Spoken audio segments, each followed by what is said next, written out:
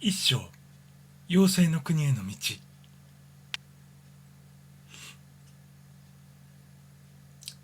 数千年も昔、古代の民は天に祈り、天使の力を使って農作物をたくさん生み出しました。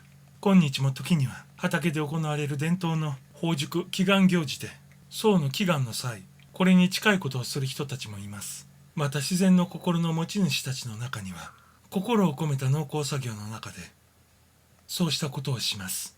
ただ違いは、古代人たちはいつもそうしたこと、天使の力や自然界の妖精たちと共同でそうしたこと、また土地の祝福のために光を求めて祈りを捧げたことなどです。その結果は農作物の後期も栄養価も優れていたと聞いています。今日では自然を無視したやり方で豊作を求めようとしております。化学肥料、殺虫剤、その他の自然をたぶらかすやり方です。私たちは畑からも庭園からも妖精の姿を失ってしまいました。本書をお読みになる多数の方はホワイトイーグルの教授をすでに歓迎なされ認めておいででしょう。したがって妖精について、天使について、また大地と天に住む目には見えぬ大きな力についてもっと知りたいと思っておいででしょう。しかしながら妖精を信じず信じようとせぬ少数の方たちも本書を開かれましょう。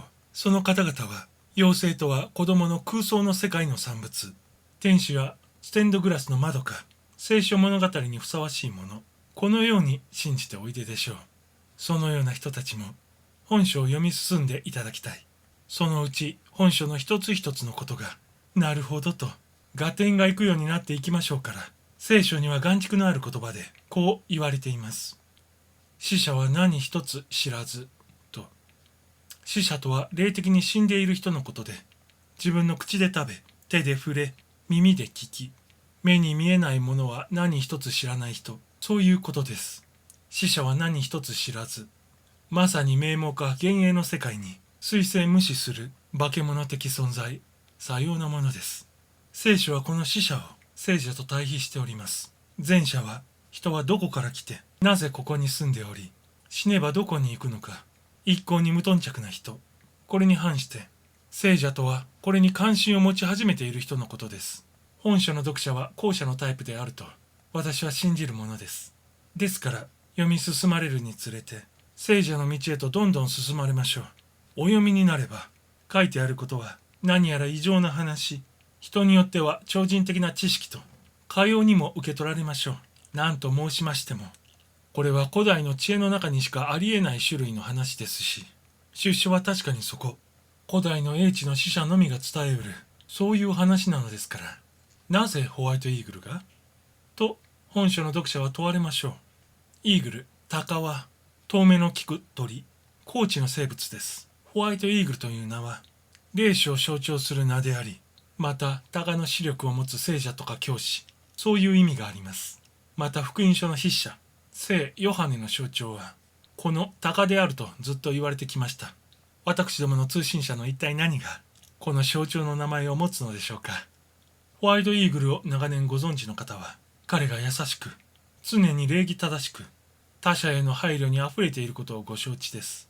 イーグル霊は、話しかけている相手の魂について、何でも承知しているようです。本人の内的自我とか、その思想も感情も、すっかり分かっているようです。相手の内的自我に向かって、ホワイトイーグルは持ち前の優しい英知を持って語るのです。読者はこの通信の中に、霊的な性質とか、趣旨を感じ取られるでしょう。全体を通じてこの世の光ではないものが混じっている。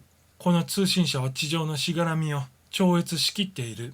こう感じられましょう。実際にイーグル霊は霊の立場から我々に語りかけてきます。この世の人とはかけ離れて正常聡明な魂ばかりが住む国から我々に話しかけているのです。それではどのようにしてこの通信は私たちに届くのでしょうか。イーグル霊とある人との長期にわたる交流、これによって通信の授受が可能になるのです。この両者の間には年月の織りなす絆があります。実際にこの世の生涯をかけてのつながりがあるのです。ホワイトイーグルは物質を超越した人たちと同様、山の高みに所があります。しかし意のままに天界の主教へと所を移すこともできます。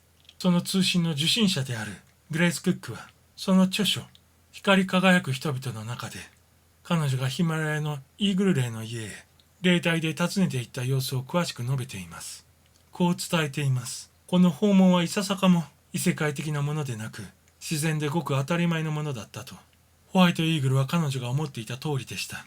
優しい話しぶり、生き生きとしたユーモアがあり、とりわけ温かく親切で愛の雰囲気が全身を包んでいました。家は随分と高いところにあり、窓からは地平の彼方に続く山並みが見えており、それはこの世とは思えぬところでした。ホワイトイーグルが私どもに話すときは、記述の通り、例の立場から語ります。この立場がどんなものかは、私どもには推測しかできませんが、本書はグレース・クックの口を使って、イーグル霊が長期にわたって行った講義、また談話を収録したものです。早いものは1934年に遡り、比較的新しいものまで含んでいます。訳者中。本書の初版の発行は1969年。したがって4分の1世紀以上にわたっているわけです。しかもこれらの話には、細部にわたってどんなに細かく年代を見ても、いささかの矛盾も見出されません。まさに守備一貫の手本と申すべきか。妖精について、天使について、またホワイトイーグルの通信についても何かを学びたいと思うなら、自らに問わねばならないでしょう。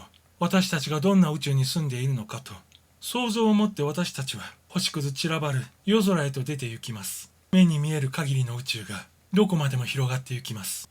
キラキラと美しく、でも恐ろしくもあるのです。その果てしなさ、空爆たる広がりを思えばです。そこで私どもは考え始めます。それに比べれば地球はどんなに小さいか、どんなに脆いか、ひとたまりもなく消すこともできると、また私たち自身も吹けば飛ぶような儚く頼りない生を生きるものであると、私たちは沈黙の答えもない無辺の空間を前にして恐れながら立つものです。去りながら星は人知れず輝き続けております。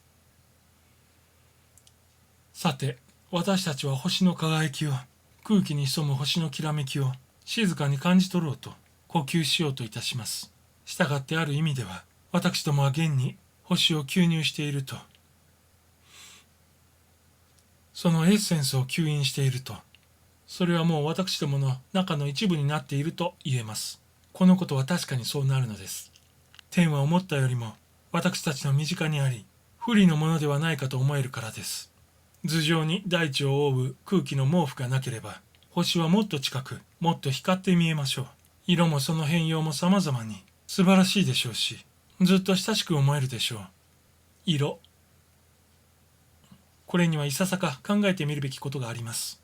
私どもには星から発する光を分析できる機械があります。これを使いますと、光が分離的、星を構成している要素は地球を構成している要素と全く同じであることがわかります。すなわち星々も地球も本質的には兄弟であること。だからそこには何の岩も分離もありえないことがわかります。今や星から来る輝きは一層きらめいて見えます。私どもの心の目が一層はっきりと星を見ていますから、遥かより私たちに降る光が今は明るく純粋です。以前には無限に遠いと人は思っていましたから、もはや距離が私どもは引き離すことはありません。結ばれています。今や不思議な驚くべき思想が私どもに押し入ってきます。光だけではない、生命そのものも星の世界から我々の方へ流れてくるのではあるまいかと。星の光が空間を超えて生命のエッセンスの運び手、担い手の役をしているのではあるまいかと。光と生命が結合して全宇宙に浸透しており、それで地球も全ての星も宇宙の生命の大海に浸って安住している、そうではなかろうかと。宇宙の生命の波と潮が星と星をつないで動かし続けている。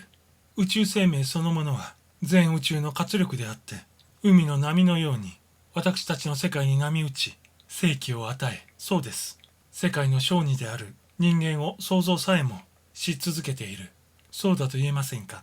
目に見えない生命力が目に見えるものの中に押し入るのは、どんな必要さ、どんな知力によるものでしょう。自分を表現しようとそれは押し入るのだが、その不当不屈さ、その無理無理さよ。生命は形を、物質としての存在を取らねばなりません。生命は残忍な虫類、爬虫類、鳥、動物にもなれます。海に住み、空を征服し、人間となって自然そのものの征服さえも可能です。必要な生命は害を与え破壊的なものにもなれれば、別の好機にして自己犠牲的なものにもなれます。生命は祝福であり、また呪いにもなれます。生命は形をとり、存在することを続けます。完全へと向かって進みます。その完全に至るには、苦痛と時間と労力がそれなしでは済まされません。海の波のように生命は私たちの岸辺を叩きます。人はそれを春の訪れと呼びます。季節が来れば波のように生命は引き潮となります。人はそれを秋の引き潮とか病気とか死とか呼びます。私たちみんなにある内的自我は宇宙の大海から来る生命の波を感じます。それに反応します。私たちはこの漢字に名付ける言葉を知りません。しかしかすかに知っています。生命が時に私たちに神への接近を覚えさせることがあると。またこうした内的な密かな生命のほのめきで、人は衛生とか不滅をふと感じるものだと。私どもは星の世界の下でじっと待っています。見つめております。しかし星の世界には天の好機がありまして、私どもに展開する生命について語りかけます。生命そのものの本性、その必要さよりして生命は死を乗り越えるもの。これが全宇宙の声です。これについて科学は何と言っているでしょうか。2種類の科学者がいまして、唯物主義者と宇宙をもっと霊的な意味で考えている科学者です。前者は宇宙を自動機械のように見ています。そこにはこれを投御する精神はないというのです。それは尽きることなく、物的材料が自動的に供給され、機械から尽きることなく、製品が生み出されていく工場になぞらえられます。別の種類の科学者は、このような痛々しい観念を捨て去っています。彼らによると、宇宙は巨大機械などでなく、万事を飲み込んでいる巨大思想のように見える。人間はこの巨大思想に似たもの、類縁関係を持つもの、大宇宙に対する小宇宙。還元すれば、神に似せて作られている。神の息子ないし娘。そのようなものかもしれない。このような思想を述べたものに、ジェームス・ジーン著、神秘な宇宙があります。本章では次のようなことを申しました。私たちは一番遠い星とも結ばれている。その星の光もエッセンスも私どもの中に染み込んでいる。この体、この精神、全生命の中にもと、オリバー・ロッジ教はその著書、エーテルと空間の中で次のように述べています。すべてのもの、すべての体、すべての宇宙は宇宙のエーテルで構成されている。すべての生き物は一つの要素を持っており、従って結びつけられていると。肉体である私だけでなく、内的な私、思考し感覚している私、これも純粋にエーテル的な何者かなのです。この死すべきものである私たちの肉体はエーテルの変形です。おそらく波動を低めたもの。この点は物質世界は皆そうです。ですから肉体とは一時期の肉親につけている街灯のようなものです。ただ街灯と違っているところは私どもに負担をかけます。例えば長持ちをさせてくれとか、あっちへ行きたいこっちへ行きたいとか、腹が減ったとか休憩したいとか、とにかくすぐ疲れますから、寿命がつきますと、私たちはこの街灯を脱ぎます。そうして高いへと参ります。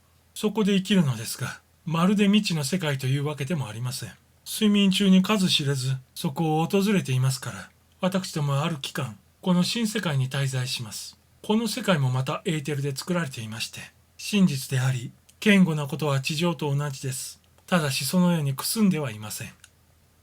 脆く儚いものではありません。悩みも苦しみもそんなにありません。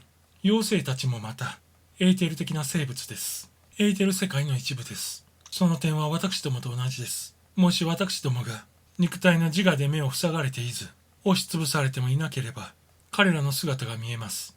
彼らの声が聞こえます。彼らの存在を感じられます。ではどうしたら私たちに妖精が見え始めるのでしょう。どなたか答えられますか？はい。ですが答えられても姿が見えるところまでは確信があなた方には必ずしも持てますまい。お待ちなさい。一つヒントがあります。仮に日差しの明るい日に森の道をあまりしげしげと両側の藪やら茂みを見ずに歩いているとしましょう。そうした茂みからたくさんの見えない生物が通り過ぎる私たちを見つめています。虫、小鳥、小動物たち、みんなビクビクしてひどく怖がって、これには仲間がたくさん人間に殺されたという理由があるのです。もし私たちがもっとはっきり藪を見て隠れている生き物を直視するなら、彼らはたちまち称賛します。もし私たちがあまりしげしげと見つめなければ、彼らは運を天に任せています。このことは妖精も同じことです。彼らを直視すれば、妖精は称賛します。妖精は私たちの霊視的、複眼で見ればそこにいるでしょう。不幸なことですが、妖精たちは自分の目から見えないところへずっと後退してしまっております。彼らは農作物に化学肥料を使うこと、虫も鳥も殺す、薬液をまくことを嫌うのです。彼らは工場農法で動物を飼うことを不愉快に思っています。彼らはこういうことをひどく感じているのです。現代人はこのような方法を採用したことで、自らを自然の異端種と宣言し、自分の本性をねじ曲げています。他方、自然は人間のこの動脈硬化に対して、いらゆるに動物と人間の病気、すなわち不具、体質悪化、死を引き起こす一連の病気をもってしています。時は、1万年それ以上も遡る頃、人間は自然を愛しており、大いなる母として自然に敬意を捧げ、これに仕えていました。ですから当時は自然霊が人間と共同して働き、農作物の播種、育成、収穫には当然のこととして作用を与えました。当時は全てが自然だったのです。妖精も天使も人間の日常の一部でした。生き物を殺すなどということは起こりませんでした。どんな形式の生命も敬意を受けました。ですから食物は妖精や天使との共同で育成させられるので、大変美味しく、大変に需要があり、だがって完全な健康が人間の遺伝となっており、死はそれが訪れてもさしたることではなく、一層光った、一層愛の生活への階段と思われたのです。中古い時代のこのような生活の問題は、イギリスの光の書で取り扱われています。ホワイトイーグル社刊。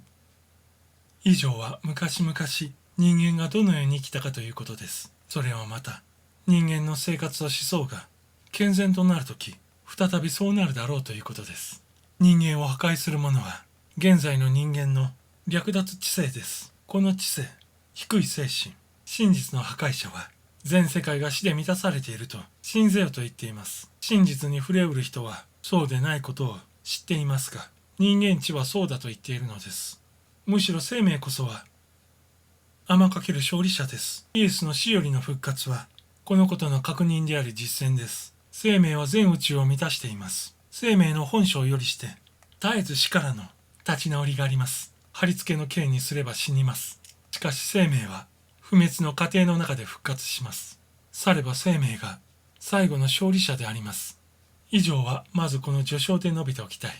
我が世界と天空の姿です。我々人類は全ての生き物に敬意を払い、これを愛するよう理解を進めるべきです。このような考えを持てば、私どもはついには戸を閉ざしている妖精の国の門に近づけます。そうしてその門に寄りかかり、その門をじっと見つめます。見つめてはいけません。もう決して。ほどなく、その門は歓迎のために開かれましょう。妖精たちは今日では人類を信用していません。例えば土の妖精たちは健全な成長を刺激し、促進するのがその本性です。しかし、今、化学肥料が投薬され、虫や鳥たちの生命を奪う殺虫剤が散布されています。これらの作物を一体どうやって世話すればよいのですか。水の精たちは、毒が土地から川へと流れ入り、川から海へと流れてゆく。その時、どうすれば仕事がやれるのですか。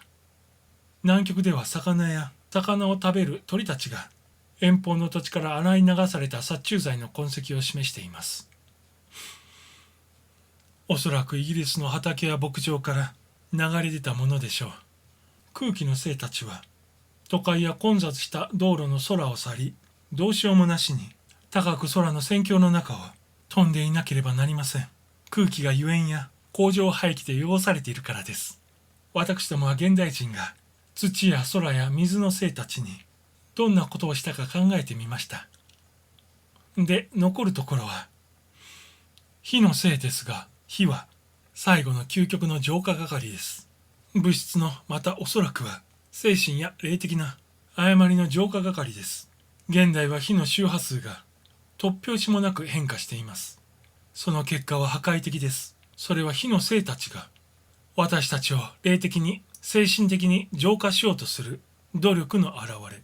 そうとは言えないでしょうか。したがって皆さんにもお分かりでしょう。なぜ私どもの妖精の国への門扉の蝶つがいがガタピシしているか。なぜ妖精たちが尻込みして姿がまばらであるのか。しかしなお、妖精の数はおびただしいのです。認めることも歓迎されることも可能なのです。例えば、人影まばらな共同所有地。そこはまだ汚されていない森林地の中にあります。あるいは高地などです。すなわちイギリスの低地帯や山の高いところです。そういうところには妖精たちがまだたくさんいます。妖精たちは彼らを愛する人からは決して隔絶いたしません。彼らは成長する者を愛する人たち。すなわち花や草木の世話をする緑の愛好者たち。そういう人のそばへ近づきます。おそらく彼らはすでにそういう人たちのそばに来て見つめ待っております。おおむね気づかれず見られずにですが。ですから彼らを認めておやりなさい。気づいておやりなさい。彼らは喜びますよ。妖精たちを無視し続ければ彼らは引っ込んで行きます。その門は彼らを認める人たちを通すためにいつも開かれています。そういう人たちだけです。なんとなれば彼らは彼らなりに特殊性もあるからです。さて、この辺で終わりにします。質朴さと親切心があれば、これ以上は無駄ということです。一層深い質朴さと、一層優しい親切心。そこに道を譲ります。